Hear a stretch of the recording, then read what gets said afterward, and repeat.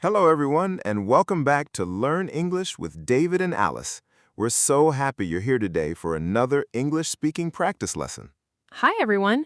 Today we're going to help you talk about your yesterday in English, naturally and confidently. That's right. Many English learners freeze when someone asks, "What did you do yesterday?" That's completely normal, but we'll show you easy ways to answer without freezing. First, don't just report your yesterday, relive it. Report? Relive? What's the difference? Reporting is just listing facts. For example, yesterday I woke up, I ate breakfast, I went to work, I came home. It's boring. Real people don't talk like that. They share moments with feelings and small details. Exactly. Reliving is when you bring the listener into the moment. You make them see it, hear it, even feel it. For example, instead of saying, I had coffee yesterday, you can say, yesterday I walked into a tiny cafe near my office. The smell of fresh bread and cinnamon filled the room, and I just paused for a second, enjoying it. Same day, same coffee, but one sounds robotic and one feels alive. And you don't need advanced English. Simple words work best. Words like walked, smelled, paused, enjoyed, specific, and simple.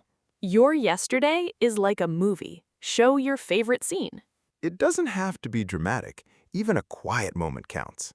Like the rain on your window, or the look your dog gave you.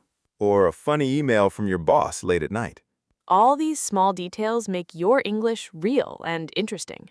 Idea number 2, add feelings. Facts are the skeleton, feelings are the soul.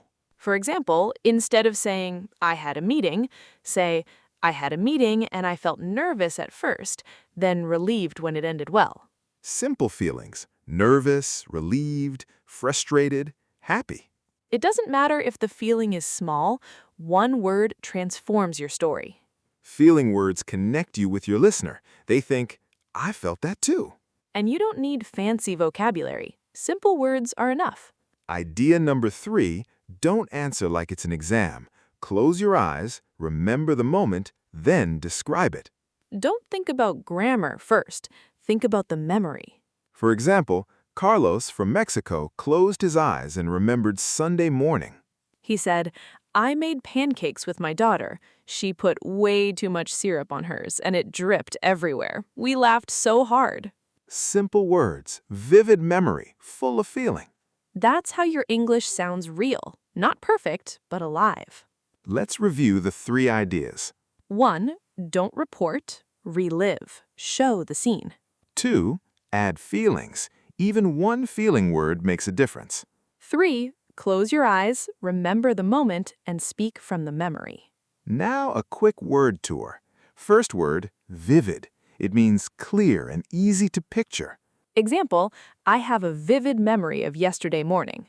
Next, drained, means completely out of energy.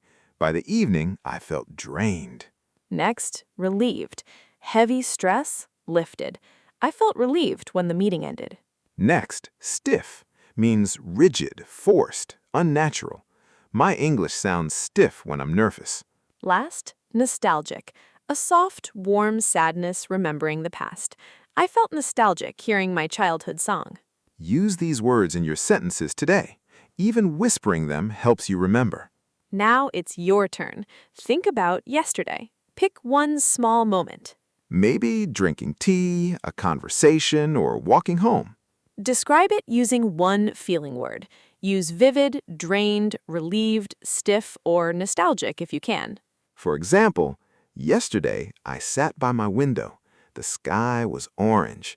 I drank tea and felt peaceful but a little drained. Or, yesterday I called my mom. I felt nostalgic hearing her voice like when I was a child. One moment, one feeling, one small scene. That's all you need. Leave your sentence in the comments. It's real practice and helps other learners too.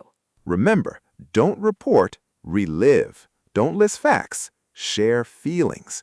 Talk from memory. Your yesterday, your moment, your feeling.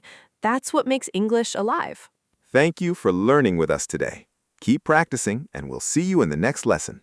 Bye, everyone. Remember, your English grows every time you share your real story.